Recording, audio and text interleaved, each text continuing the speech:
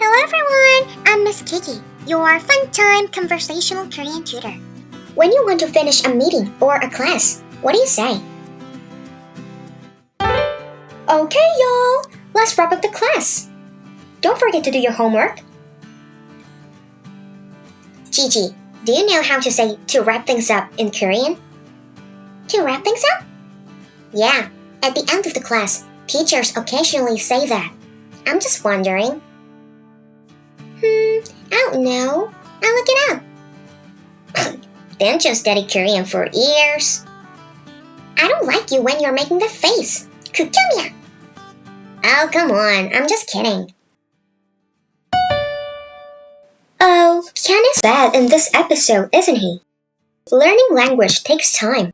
Our Gigi is keeping it up. In this situation, when you want to finish something, we'd say 마무리하자 or 마무리짓자. That means let's wrap things up. We could add 슬슬 or 서서히 in front of 마무리. 슬슬 and 서서히 mean gradually, slowly, and they make the sentence sound more natural. And we also add 이제 at the beginning saying something. Listen carefully and repeat this expression together. 마무리하자. 마무리하자. 이제 마무리하자. 슬슬 마무리하자. 마무리짓자. 마무리짓자.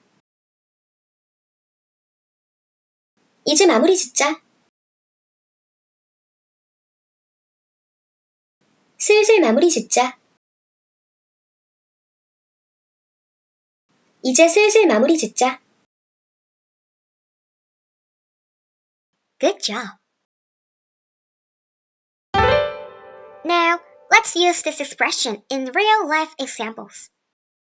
Okay, I think we can discuss more on this in our next meeting. 이제 슬슬 마무리하자. Oh boy, the last train is in about 20 minutes. We don't have enough time left today. 마무리짓자.